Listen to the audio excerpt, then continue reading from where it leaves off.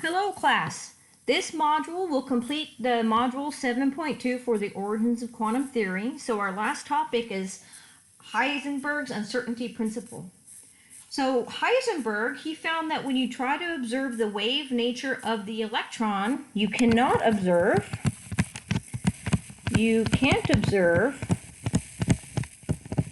the particle nature. You can't observe the particle nature. This means that the better we know, the more accurately we know the position of a small particle. So the position, the less we know about its speed. So the Heisenberg's uncertainty principle states that it is not possible to know both the position and velocity of a moving particle at the same time. And there's an equation, and I'm going to try to write this from your book. So it's x. So now x is going to be our position, and then times, that's a time symbol, times m for the mass, and that's going to be multiplied by our velocity, and it's going to be greater than or equal to a finite number, which is your Planck's constant h over 4 pi. So then let me go ahead and write what these are. So x is the position, and m is our mass, and our v is the velocity. Okay, so our position times our mass times velocity must be greater than or equal to that finite number, Planck's constant, divided by 4 pi. Now this thing looks strange, but really these are plug and chug kind of problems. They're very straightforward. So let's take a look at what type of problems that you'll need to do. So an electron has an uncertainty in its position of 552 picometers. What is the uncertainty in the velocity? So let's write this equation up here again. So our change in position times our mass times change of our volume is greater than or equal to our h over 4 pi. To make it easier, just change that to equals. So it's supposed to be greater than or equal to, but just make it easy on yourselves. Make it an equal sign, and then h over 4 pi. So that's the equation that we're going to use. So what are we given here? So let's go through what we're given. It says a position of, that's our delta x, and that's going to be 552 picometers. And we know that from this formula we have the mass. Now this is of an electron again, so we can look that up. Our mass of our electron is going to be 9.109 times 10 to the negative 31 kilograms. And again, we know Planck's constant, so that's going to be h equals 6.626 times 10 to the negative 34. And you guys recall that that's usually a joule times a second. But we don't want to figure, we want velocity here, so we need to find our change in v. And that's going to be velocity, the units are meters per second. Well, J is an energy unit again, so we don't want to use the joules. We want to substitute it for the SI units here, so we know that that's going to equal 6.626 times 10 to the negative 34, and we substitute it in the joules again. So a joule, I don't know why my pen's doing this today, kilogram times a meter squared per second squared. So that's just the joule times the second again. So for those of you who still kind of don't get it, I'm just doing it again. And that's going to equal our 6.626 times 10 to the negative 34. And that you're left with kilograms meters squared per just 1 second now.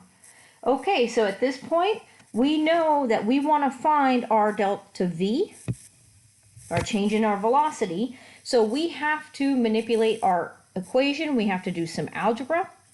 So our algebra is going to be, if I want to solve for this, I am going to go ahead and I'll just solve. The delta V is going to be equal to the h over 4 pi times our delta x times our mass. So I just did some algebra to manipulate it.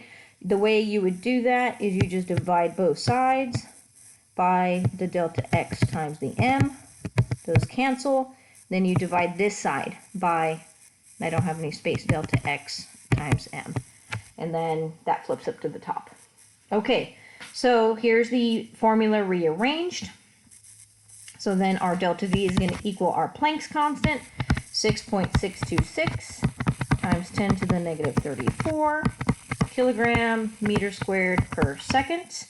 And that's all divided by 4 times pi times our x. So we know x, oh, that's in picometers. What should it be? I need it in meters. So we're going to have to go ahead and convert that. So we know that if you have 552 picometers, well, we know that the conversion is you have 10 to the 12 picometers in a meter. So this will give us 5.52 times 10 to the negative 10 meters. Okay, so now I can plug that in here. So 5.52 times 10 to the negative 10 meters. And then finally we can go ahead and substitute in our mass of our electron.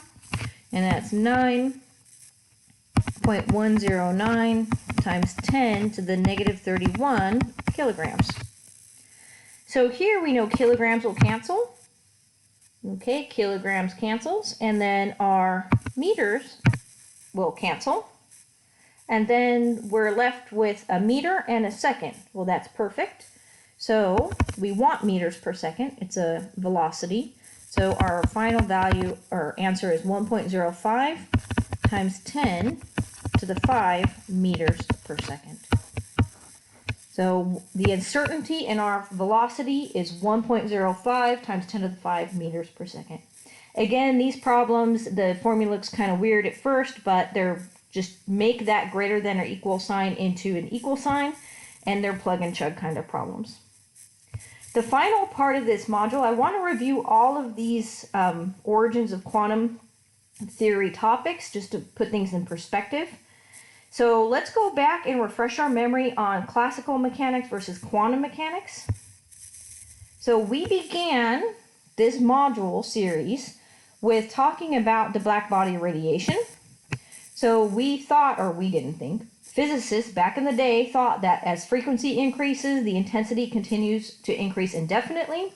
Quantum mechanics found that as frequency increases, the intensity reaches a maximum and then decreases. That's our black body radiation. Then we moved on to the photoelectric effect. And for the photoelectric effect, classical physicists thought that as the energy and intensity of the light increased, the number of electrons removed would increase as well. But what they found was that the number of electrons will only increase above a certain threshold energy. And if you guys remember, I talked about the work function. Now, those are all conceptual. There's no equations related to those. Then we moved on to atomic spectra. They used to think that all visible wavelengths are carried with light. So if you were to have your discharge lamp, you should see all the wavelengths. But they found that each element has a unique emission line with its atomic line spectra. So who came up with that? Balmer, some others, but Balmer and Rydberg are who we're focusing on. And then we moved on to wave-particle duality. And they thought that an object is either a wave or a particle, but not both. And they found that an object can act as both a wave and a particle. And you can use the de Broglie formula for that concept. And then finally, from this module, they used to think an object's position and a velocity can be accurately known. But they found out that that wasn't true. You can either know the position or the velocity. That's called the uncertainty principle, and that's this module, Heisenberg. So I hope the summary table helps you folks. I will upload these lecture notes before you guys see the modules, but I hope that kind of puts things in perspective. Okay.